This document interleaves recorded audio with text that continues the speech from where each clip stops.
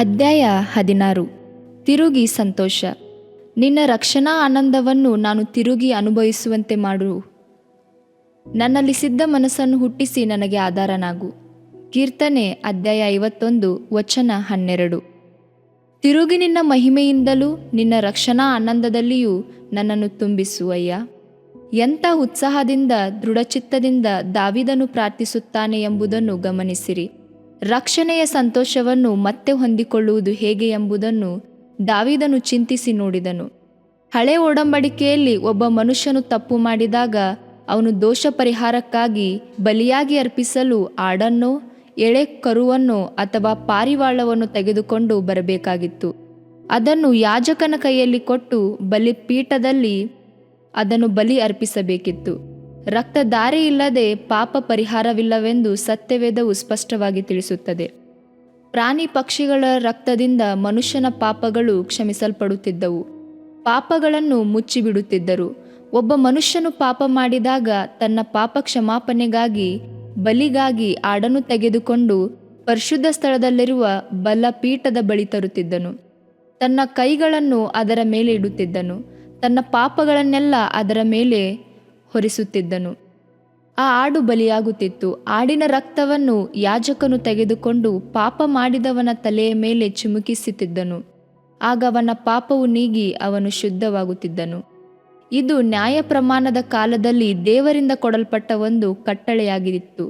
ಆದರೆ ಪಾಪ ಮಾಡಿದ ದಾವೀದನ ಕಣ್ಣುಗಳಾದರೋ ಕುರಿಮರಿಯ ರಕ್ತಕ್ಕಿಂತಲೂ ಹೆಚ್ಚಿನದಾದ ಒಂದು ಬಲಿಯನ್ನು ನೋಡುತ್ತೇವೆ. ಅದೇ ಕಲ್ವಾರಿ ಶಿಲುಬೆಯಲ್ಲಿ ಯೇಸುವಿನ ತ್ಯಾಗದ ಬಲಿ. ಕುರಿಮರಿ, ದನ, ಪಾರಿವಾಳಗಳ ಕುರಿತಾಗಿ ಅವನು ಚಿಂತಿಸದೆ ದೇವರನ್ನು ನೋಡಿ, ಬಲಿಯನ್ನು ನೀನು ಮೆಚ್ಚುವುದಿಲ್ಲ, ಮೆಚ್ಚಿದರೆ ಸಮರ್ಪಿಸುತ್ತೇನೆ, ದಹನ ಬಲಿಯು ನಿನಗೆ ಇಷ್ಟವಿಲ್ಲ ಎಂದು ಹೇಳುವುದು ನಮಗೆ ಆಶ್ಚರ್ಯವಾಗಿದೆ ಅಲ್ಲವೇ? ಒಂದು ಕಾಲದಲ್ಲಿ ದೇವರಿಗೆ ಅತಿ ಪ್ರಿಯನಾಗಿ ಕಾಣಲ್ಪಟ್ಟ ದಾವೀದನು ದೇವರೊಂದಿಗೆ ಸಂಚರಿಸುತ್ತಿದ್ದ ದಿನಗಳಲ್ಲಿ ಒಂದನ್ನು ತಿಳಿದುಕೊಂಡಿದ್ದನು. ಅದು ಏನು ಗೊತ್ತೇ? ದೇವರಿಗೆ ಇಷ್ಟವಾದ ಬಲಿ ಯಾವುದೆಂದರೆ ಕುಗ್ಗಿದ ಮನಸ್ಸೇ, ಪಶ್ಚಾತ್ತಾಪದಿಂದ ಜಜ್ಜಿ ಹೋದ ಮನಸ್ಸೇ ಆತನಿಗೆ ಇಷ್ಟ ಯಜ್ಞ ಎಂಬುದನ್ನು ಆತನು ಅರಿತಿದ್ದನು. ದೇವಮಗುವೆ, ಮೃಗಗಳನ್ನು ತಂದು ಅರ್ಪಿಸುವುದಕ್ಕಿಂತಲೂ ಪಶ್ಚಾತ್ತಾಪದಿಂದ ಜಜ್ಜಿ ಹೋದ ಮನಸ್ಸು ಮಾನಸಾಂತರ ಪಟ್ಟು ಆತನ ಬಳಿಗೆ ಬರುವುದೇ ಕರ್ತನಿಗೆ ಇಷ್ಟವಾದ ಯಜ್ಞ. ಒಂದು ಸಾರಿ ಸೆರೆಮನೆಯಲ್ಲಿ ಸೇವೆ ಮಾಡಲು ಹೋಗಿದ್ದಾಗ ತನ್ನ ಹೆಂಡತಿಯನ್ನು ಕನಿಕರವಿಲ್ಲದೆ ಕತ್ತರಿಸಿ ಕೊಲೆ ಮಾಡಿದ್ದ ಒಬ್ಬ ಸಹೋದರನನ್ನು ಸಂಧಿಸಿದೆನು. ಕಟ್ಟುಮಸ್ತಾದ ಶರೀರ, ಒರಟು ಸ್ವಭಾವದಿಂದ ಕೂಡಿದವನಾಗಿದ್ದನು. ಆದರೆ ಸುವಾರ್ತೆಯು ಅವನಿಗೆ ತಿಳಿದಾಗ ಅವನ ಪಾಪದ ಅರಿವು ಉಂಟಾಯಿತು. ಸತ್ಯವೇದ ಪುಸ್ತಕವನ್ನು ತೆರೆದು ತನ್ನ ಎದೆಗೆ ಅಪ್ಪಿಕೊಂಡು, ದೇವರಿಗೆ ಪಶ್ಚಾತ್ತಾಪದ ಹೃದಯವೇ ಇಷ್ಟ, ಜಜ್ಜಿದ ಹೃದಯದ ನಿಟ್ಟುಸಿರನ್ನು ದುಃಖಿಸುವವರ ಅಭಿಲಾಷೆಯನ್ನು ಆತನು ತಿರಸ್ಕರಿಸುವುದೇ ಇಲ್ಲ ಎಂದು ಕೂಗಿ ಕೂಗಿ ಅಳುವ ದೃಶ್ಯವನ್ನು ನನ್ನಿಂದ ಮರೆಯಲು ಆಗುವುದೇ ಇಲ್ಲ. ಸತ್ಯವೇದವು ಹೇಳುತ್ತದೆ, ದೇವರ ಚಿತ್ತಾನುಸಾರವಾಗಿರುವ ದುಃಖವು ಮಾನಸಾಂತರವನ್ನುಂಟು ಮಾಡಿ ರಕ್ಷಣೆಗೆ ಕಾರಣವಾಗಿದೆ. 2 ಕೊರಿಂಥ ಅಧ್ಯಾಯ 7 ವಚನ 10. ದೇವಮಗುವೆ, ರಕ್ಷಣೆ ಎನ್ನುವುದಕ್ಕೆ ಬೆಲೆ ಕಟ್ಟಲಾಗದು. ಯೇಸು ಬೆಲೆ ಕಟ್ಟಲಾಗದಂಥ ರಕ್ಷಣೆಯನ್ನು ತನ್ನ ಅಮೂಲ್ಯವಾದ ರಕ್ತದಿಂದ ಸಂಪಾದಿಸಿಕೊಟ್ಟಿರುತ್ತಾನೆ.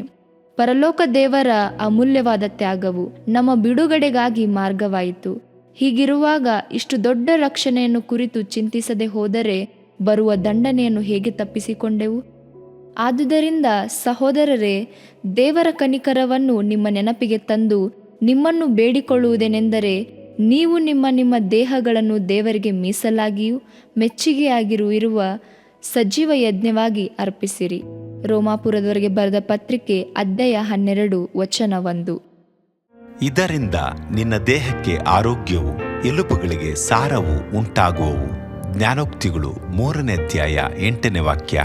ಪ್ರಿಯ ವೀಕ್ಷಕರೇ ಮತ್ತು ಕರ್ತನಲ್ಲಿ ಸಹೋದರ ಸಹೋದರಿಯರೇ, ನೀವು ನಮ್ಮ ಈ ಕಾರ್ಯಕ್ರಮವನ್ನ ವೀಕ್ಷಿಸಿದ್ದಕ್ಕಾಗಿ ದೇವರ ನಾಮದಲ್ಲಿ ನಿಮಗೆ ವಂದನೆಗಳು. ದೇವರ ವಾಕ್ಯವು ನಮ್ಮ ಎಲುಬಿಗೆ ಬಲವೂ ಸಾರವೂ ಆಗಿದೆ ಎಂದು ಸತ್ಯವೇದವು ಹೇಳುವಂತೆ ಈ ಕಾರ್ಯಕ್ರಮವು ನಿಮಗೆ ಆಶೀರ್ವಾದಕರವಾಗಿದೆ ಎಂದು ನಂಬುತ್ತೇವೆ. ಪ್ರಿಯ ವೀಕ್ಷಕರೇ, ನಮ್ಮ ಈ ಸೇವೆಗಾಗಿ ಪ್ರಾರ್ಥಿಸಿರಿ ಮತ್ತು ಎಲ್ಲಾ ಕಾರ್ಯಕ್ರಮಗಳನ್ನ ಇತರರೊಂದಿಗೆ ಶೇರ್ ಮಾಡಿರಿ. ಅದೇ ರೀತಿಯಾಗಿ ನಮ್ಮ ಈ ಯೂಟ್ಯೂಬ್ ಚಾನೆಲ್ ಅನ್ನು ಸಬ್ಸ್ಕ್ರೈಬ್ ಮಾಡಿರಿ ಹಾಗೂ ಲೈಕ್ ಮಾಡಿ. ನಿಮ್ಮ ಅನಿಸಿಕೆಗಳನ್ನು ಕಮೆಂಟ್ ಬಾಕ್ಸ್ನಲ್ಲಿ ನಮಗೆ ತಿಳಿಯಪಡಿಸಿ. ನಮ್ಮ ಸಂಖ್ಯೆ 7022104605. ಈ ಸಂಖ್ಯೆಗೆ ಕರೆ ಮಾಡಿರಿ. ಒಬ್ಬ ಪಾಪಿಯ ಪ್ರಾರ್ಥನೆ. ಯೇಸುವನ್ನು ರಕ್ಷಕನಾಗಿ ಅಂಗೀಕರಿಸಲು ಮಾಡಬೇಕಾದ ಪ್ರಾರ್ಥನೆ. ಪ್ರಿಯ ಪರಲೋಕದ ತಂದೆಯೇ, ಯೇಸುವಿನ ಹೆಸರಿನಲ್ಲಿ ನಾನು ನಿನ್ನ ಬಳಿಗೆ ಬಂದಿದ್ದೇನೆ. ನನ್ನ ಬಳಿಗೆ ಬರುವವರನ್ನು ನಾನು ತಳ್ಳಿಬಿಡುವುದೇ ಇಲ್ಲ. ಯೋಹಾನ 6:37 ಎಂದು ನಿನ್ನ ವಾಕ್ಯ ಹೇಳುತ್ತದಲ್ಲ. ಆದ್ದರಿಂದ ನೀನು ನನ್ನನ್ನು ತಳ್ಳಿಬಿಡದೆ ನನ್ನನ್ನು ಸೇರಿಸಿಕೊಳ್ಳುವಿ ಎಂದು ನನಗೆ ಗೊತ್ತಿದೆ. ಆದ್ದರಿಂದ ನಾನು ನಿನಗೆ ಸ್ತೋತ್ರ ಮಾಡುತ್ತೇನೆ. ನೀನು ನಿನ್ನ ವಾಕ್ಯದಲ್ಲಿ ನೀನು ಯೇಸುವನ್ನೇ ಕರ್ತನೆಂದು ಬಾಯಿಂದ ಅರಿಕೆ ಮಾಡಿಕೊಂಡು ದೇವರು ಆತನನ್ನು ಸತ್ತವರೊಳಗಿಂದ ಎಬ್ಬಿಸಿದನೆಂದು ಹೃದಯದಿಂದ ನಂಬಿದರೆ ನಿನಗೆ ರಕ್ಷಣೆಯಾಗುವುದು ಎಂತಲೂ ಕರ್ತನ ನಾಮವನ್ನ ಹೇಳಿಕೊಳ್ಳುವವರೆಲ್ಲರಿಗೆ ರಕ್ಷಣೆಯಾಗುವುದೆಂತಲೂ ಬರೆದಿದೆ. ರೋಮ 10:9-13 ವಾಕ್ಯ. ಯೇಸು ಕ್ರಿಸ್ತನು ದೇವಕುಮಾರನೆಂದು ನನ್ನ ಹೃದಯದಲ್ಲಿ ನಂಬುತ್ತೇನೆ. ನನ್ನನ್ನು ನೀತಿವಂತನನ್ನಾಗಿ ಮಾಡುವುದಕ್ಕಾಗಿ ಆತನು ಸತ್ತವರೊಳಗಿಂದ ಎಬ್ಬಿಸಲ್ಪಟ್ಟನು ಎಂದು ನಂಬುತ್ತೇನೆ. ನಾನು ಆತನ ನಾಮವನ್ನ ಹೇಳಿಕೊಳ್ಳುತ್ತೇನೆ. ಯೇಸುವೇ, ನೀನೇ ಕರ್ತನು. ತಂದೆಯೇ, ನೀನು ನನ್ನನ್ನು ರಕ್ಷಿಸಿದಿ ಎಂದು ನಾನು ನಂಬುತ್ತೇನೆ.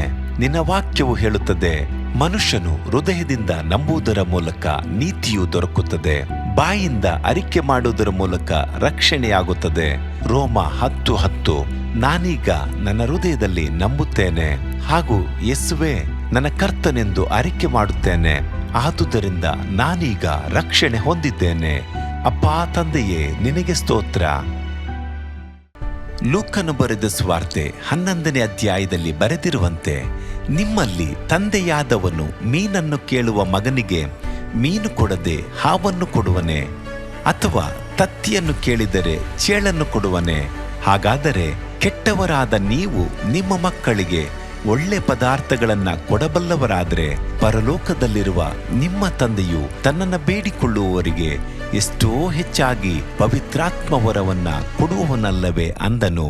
ತಂದೆಯೇ, ನೀನು ಕೇಳಿಕೊಳ್ಳುವವರಿಗೆ ಪವಿತ್ರಾತ್ಮನ ವರವನ್ನು ಹೇರಳವಾಗಿ ಕೊಡುವಾತನಾಗಿದ್ದಿ. ಆದ್ದರಿಂದ ನನ್ನ ಮೇಲೆಯೂ ನಿನ್ನ ಆತ್ಮನನ್ನು ಸುರಿಸಬೇಕಾಗಿ ಬೇಡಿಕೊಳ್ಳುತ್ತೇನೆ. ಕೀರ್ತನೆ 81:10 ಬರೆದಿದೆ, ಅಗಲವಾಗಿ ಬಾಯಿದೆರೆಯಿರಿ, ಅದನ್ನು ತುಂಬಿಸುವೆನು. ಕರ್ತನೇ, ನನ್ನನ್ನು ಪವಿತ್ರಾತ್ಮನಿಂದ ತುಂಬಿದಂತ ನೀನು ನನ್ನನ್ನು ಅನ್ಯ ಭಾಷೆಯ ವರದಿಂದಲೂ ತುಂಬುವವನಾಗಿದ್ದಿ ಎಂದು ನಂಬುತ್ತೇನೆ. ಅದರಂತೆ ನಾನು ನನ್ನ ಬಾಯಿಯನ್ನು ತೆರೆದು ನಿನ್ನ ಸ್ತೋತ್ರ ಮಾಡುವಾಗ ಅನ್ಯ ಭಾಷೆಯ ಅಭಿಷೇಕದಿಂದ ನನ್ನನ್ನು ತುಂಬುವವನಾಗಿದ್ದಿ ಎಂದು ನಂಬುತ್ತೇನೆ. ಈಗ ನೀವು ನಿಮ್ಮ ಬಾಯಿಯನ್ನು ತೆರೆದು ಮಾತನಾಡುವಾಗ ಪವಿತ್ರಾತ್ಮನು ನಿಮ್ಮ ಬಾಯಿಯನ್ನು ತನ್ನ ಭಾಷೆಯಿಂದ ತುಂಬುವವನಾಗಿದ್ದಾನೆ. ಇದು ದೇವರ ಭಾಷೆಯಾಗಿದೆ. ಈ ಅಭಿಷೇಕವನ್ನ ಹೊಂದಿಕೊಳ್ಳಲು ನೀವು ನಿಮ್ಮ ಸ್ವರವನ್ನ ಉಪಯೋಗಿಸಬೇಕು. ಅದರಿಂದ ನೀವು ನಿಮ್ಮ ಬಾಯನ್ನು ತೆರೆದು ದೇವರಿಗೆ ಸ್ತೋತ್ರ ಮಾಡುವಾಗ ದೇವರು ನಿಮ್ಮನ್ನು ಅನ್ಯ ಭಾಷೆಯ ವರದಿಂದ ತುಂಬುವವನಾಗಿದ್ದಾನೆ. ಪ್ರಿಯರೇ, ಈಗ ನೀವು ಪವಿತ್ರಾತ್ಮನಿಂದ ತುಂಬಲ್ಪಟ್ಟ ಆತನ ಪ್ರಿಯ ಮಕ್ಕಳಾಗಿದ್ದೀರಿ. ದೇವರ ನಾಮಕ್ಕೆ ಸ್ತೋತ್ರವಾಗಲಿ.